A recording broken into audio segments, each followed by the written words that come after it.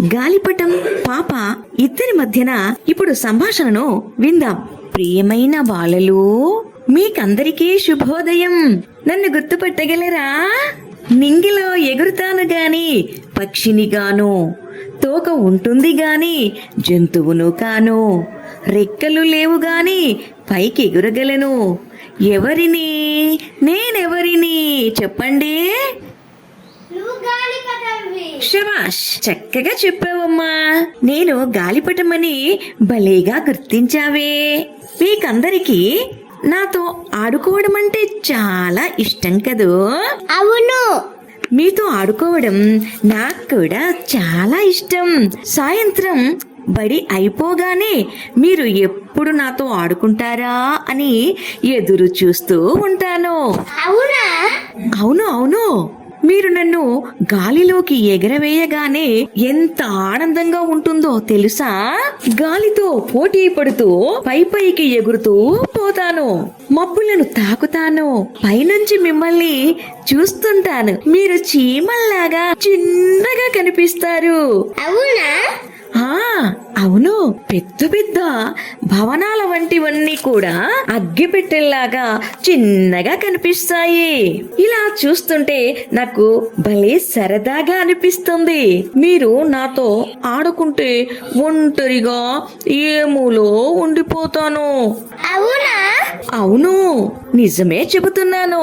పూర్వకాలంలో మా తాత ముత్తాతలు చైనాలో ఎక్కువగా ఉండేవారట.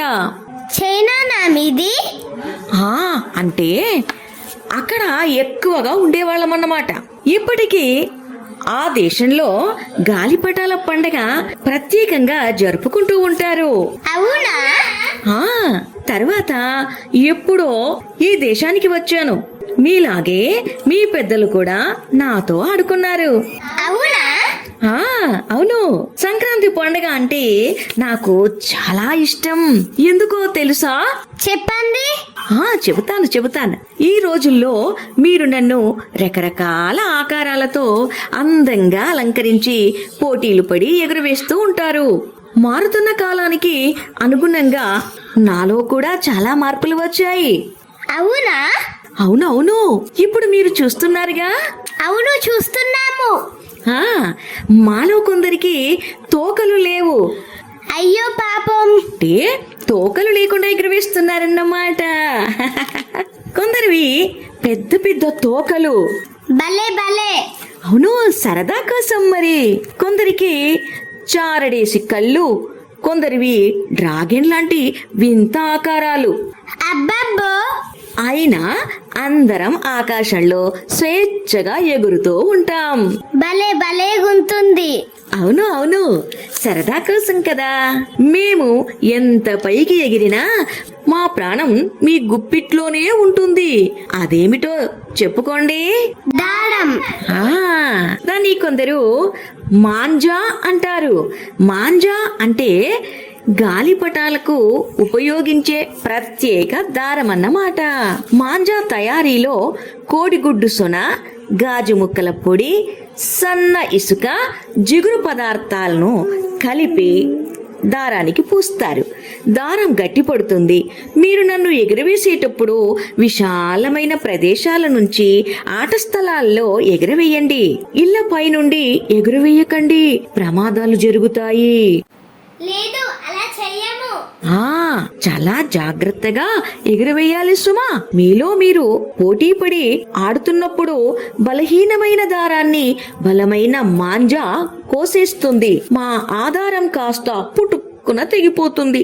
దిక్కు మొక్కు లేక చెట్టు కొమ్మకో కరెంటు తీగకో చిక్కుకుపోతాం. ఆటలో ఓడిపోయి మీరు బాధపడతారు, ఎక్కడో చిక్కుకుపోయి మేము బాధపడతాం. నన్ను కిందికి దింపడానికి మీరు చెట్లు గోడలు ఎక్కేస్తారు.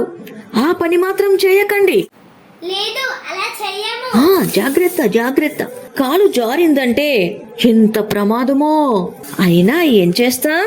గెలుపైనా ఓటమి అయినా సహజమేనని అనుకోవాలి. చాలా మంది మమ్మల్ని బజారుల్లో కొనుక్కుంటారు. అవునా? అవును. కొందరు మాత్రం సొంతంగా తయారు చేసుకుంటారు. ఎలా నాకు చెప్పవా? ఓ చెప్పేస్తాను. నన్ను ఎలా తయారు చేస్తారో మీకు తెలుసా? తెలియదు. ఓ అయితే చెబుతానులే. ఎలా చేస్తారో చెబుతాను, వినండి మరి. సరే. ముందుగా ఒక రంగు కాగితాన్ని, వార్తాపత్రికను తీసుకోండి. దాన్ని నలుచదరంగా కత్తిరించండి. అంటే 4 మూలలు సమానంగా ఉండేలా కత్తిరించండి.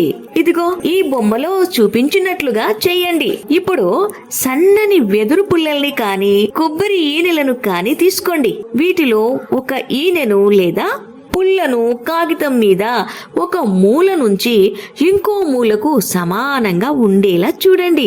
పుల్ల మీద చిన్న చిన్న కాగితం ముక్కలను అతికించండి. రెండో పుల్లను తీసుకోండి. మొదటి దానికన్నా కొద్దిగా పొడవుగా ఉండేదాన్ని తీసుకోండి. ఈ పుల్లను బాణం ఆకారంలో వంచి మూలలను కాగితపు ముక్కలతో అతికించండి. 2 పుల్లలు కలిసిన చోట దారం ముక్కతో గట్టిగా కట్టి వెనక వైపునకు వదలండి. దానికి కొద్దిగా కిందుగా నిలువు పుల్లకు మరో దారం ముక్కను కట్టి దాని కొనను కూడా వెనుకకు వదలండి.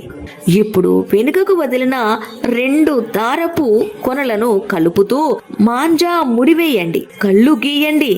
మరిచిపోకు సుమా. సరే. కింది వైపున రిబ్బన్ ఆకారంలో కాగితం కత్తిరించి తోకను అతికించండి. ఇక నేను తయారైపోయినట్టే. ఎగరడానికి నేను సిద్ధం. మీరు నాకు ఎంత పొడుగు మాంజాను ఇస్తే నేనంత ఎత్తుకు ఎగురుతాను. సరే, ఎగరవేయడానికి నేను సిద్ధం.